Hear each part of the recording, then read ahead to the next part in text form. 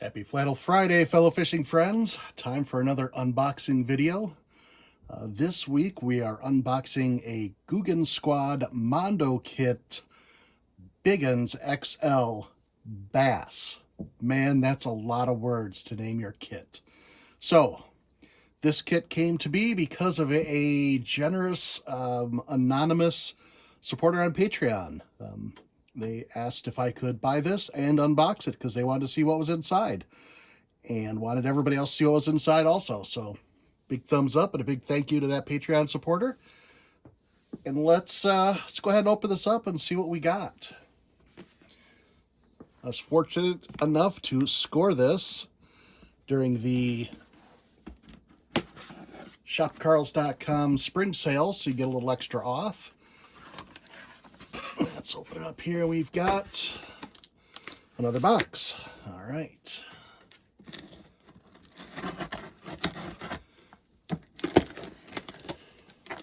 So it's not really a mystery what comes in this box other than the color. It kind of says on the outside what you've got. You've got a Poppin' Filthy Frog, a Grande Banger, a Recon, a Mini Clutch, a Junior Scout, a Thick Jig, Bandito Bug, and a fanny pack. I think if I hit 1,000 subscribers, I will post a video of me actually wearing the fanny pack. How about that? Or I could give it away. Maybe you need a fanny pack? Comment down below. Hit the like and subscribe button, and then comment down below and say you want the fanny pack. Maybe? No? All right. Let's open it up and see what we got inside, see what we got for colors, and tell you kind of how I would fish these things or how I would use them. Okay, so the fanny pack itself has a zipper and a buckle made of a thin nylon material. I'm not thinking this is the highest quality fanny pack ever. It's got the Googan Squad logo, so if you're a Googanite, a Googan Squadonite, whatever they call themselves, part of the Googs, you might like the fanny pack and show off that fancy logo. I don't really wear fanny packs. I don't need to draw attention to my fanny in any way, shape, or form, so I try and avoid them. All right, first off, we have a Junior Scout. So the Junior Scout is a jerk bait. We dive on this one 3 to 5 feet, 3.5-inch length, 3/8 inch of an ounce. Springtime is when I would use this for smallmouth bass. Smallmouth have a tendency to get active earlier than largemouth bass. In fact, that water warms up above 30 degrees, or around here, around melting time, you'll start getting smallmouth bass, and they will be shallow, try and get some of that warm sunlight at the drop-off. So you're not going to find them under 2 to 3 feet of water. You'll find them more at that 3 to 4 feet of water right at a drop-off. So this dives down 3 to 5 feet. That'd be perfect if you're fishing that drop-off ledge to catch some smallmouth bass early in the season. This color is kind of a gold shiner color, I would guess. Silver and gold. Just a little bit translucent, and yes, it's full of rattles. It's got rattles. A lot of times the bait designers will use the rattles as both rattles and as ballast to help even out the bait. I'm assuming that's the case with these. Treble hooks, my experience with the Googan baits is that the treble hooks are, in fact, nice and sharp. All right. It's a nice bait. Next on the list, we've got the Bandito Bug Junior. So this is a smaller Bandito bug. This one is 3.3 inch. And this is a 9-pack of Bandito bugs. How would I fish this? Well, early in the spring, I would drop shot these. I'd be going for probably smallmouth bass in that same kind of terrain I talked about earlier, or I might actually go a little bit deeper into the grass. Largemouth and smallmouth both are ambush predators, so if I'm bopping one of these up and down in the grass, I'd probably get some action as well.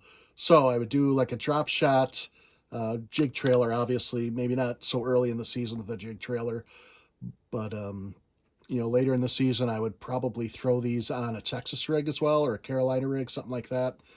But definitely drop shot early. This color is Blue Baby, which looks very similar to Bama Craw in, like the Biospawn baits. That's what I was trying to think of. Sorry about that. So it's like a blue on the bottom and a dark green on the top half of it. It's got a smaller profile. I don't know if you've played around with the Bandito bugs before. They've got little fins on the end of their, the rubber claws that help give it some more action, and two sets of little legs to give it some danglies to get the attention. All right. Next in the box, we have a Recon. So, a deep diving crankbait. Early in the season, smallmouth. Later in the season, this is a good all-around bait for largemouth and smallmouth bass.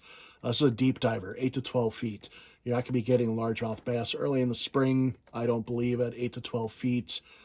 Not this early anyway, maybe later on in the spring, early summer is when you'll start catching them on this for largemouth. Smallmouth bass, definitely all throughout the season. So this is a Cosmo shad color. I've seen a similar color on other baits from shopkarls.com before. It's a dark back with a little gold sparkle to it. Fades into a purple and then into a chartreuse with a little bit of orange under the lip. The eyes on these are kind of a hologram. They're a little bit unusual because it's a Googan squad logo, but they do seem to stand out, which is kind of what you look for in an eye. You want something that's going to catch some flash and attract the fish. It's got a little bit of a scale pattern on the back, and the little black dot on the side gives it kind of a bluegill effect, or a sunfish effect, whatever you want to call it. Overall, a fairly decent crankbait. All right, next on the list, what do we got here? Grande Banger. So that is the largest size of the Banger square bills from the Googan squad. This is Ghost Gill color. I don't even have to look that one up. I know that one by heart. These dive 3 to 7 feet, a 3-inch length, 3/4 ounce weight. Where would I use this? This is pretty much the same way you'd use any square bill. Banging it off the bottom, banging it off a structure. I would probably wait till late spring, early summer to start using this one. When the bluegills start to get about that size, the spawn get a little bit bigger. I think that's when I'd start to use this one. It's got rattles. These are fairly decent baits. It's got a little hint of chartreuse on the very end of it, so you could fish it in a low light or a high visibility, clear water situation if you'd like. All right. Oh, we gotta turn that right side up. A Googan Squad sticker. If you've followed my videos before, I like to use the Googan Squad stickers. The stickers in general on my Yeti mugs, just to kind of differentiate my Yeti mug from everybody else's Yeti mug in the house. When everybody's got a Yeti mug, people tend to grab whatever they want. So I always know which one's mine and tell them to keep their grubby paws off of it. If you do not like stickers or you do not want your sticker, save it, hand it out to a kid with a parent's permission, of course. Maybe give it to them with a free lure. Anything you can do to get kids more excited in fishing, I encourage it. If you can engage a kid or a parent and say, hey, would you mind if I give your kid some free stuff and tell them to get interested in bass fishing? Any way we can grow the sport and support for the sport, the better. All right, next we have, nice, the Poppin' Filthy Frog. So as opposed to the standard Filthy Frog, the Poppin' Filthy Frog has a popper mouth on it. So get that out of there so you can take a look at it.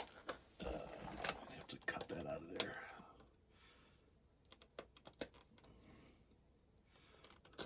The Popping Filthy Frog combines like a soft bait frog with a topwater popper lure.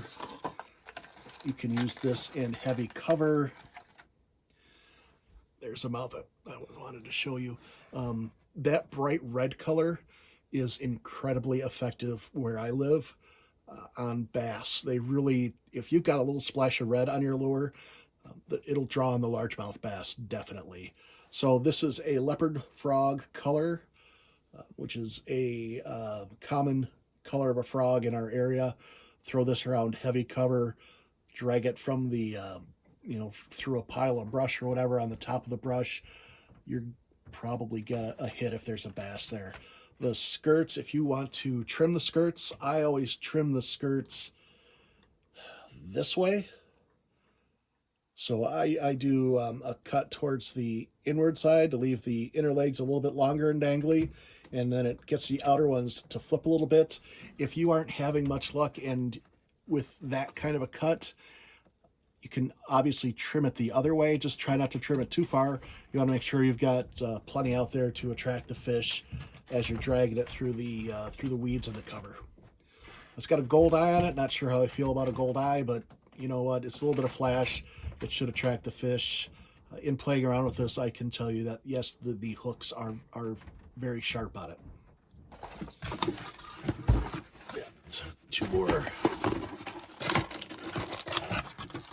lures. This mini clutch. This is a Googan Squad mini clutch. It is a lipless crankbait, good early in the season for smallmouth bass. Smallmouth really love to eat crawfish. Where I live, you will always catch a smallmouth, and generally speaking, they can, if you put them in a live well, they'll erp up little bits of crayfish. So, it gives you a really good indication of what they're eating. So the crayfish in our area are smaller. This is 2 1/4 inch, 3/8 inch of an ounce.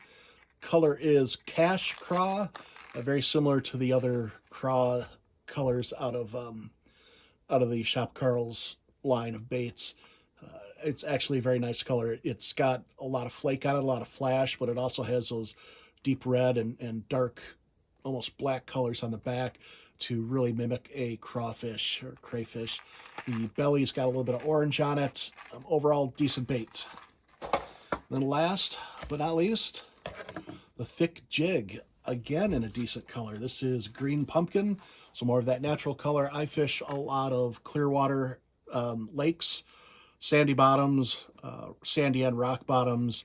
We've got some weed patches here and there. I will be able to use the flip jig in there, flip those in and out of heavy cover. Decent natural colorway. I would probably throw one of those Bandito Bug Juniors on the back of it, give it a decent trailer and a reason for the fish to bite. It's got a nice weedless hook on it.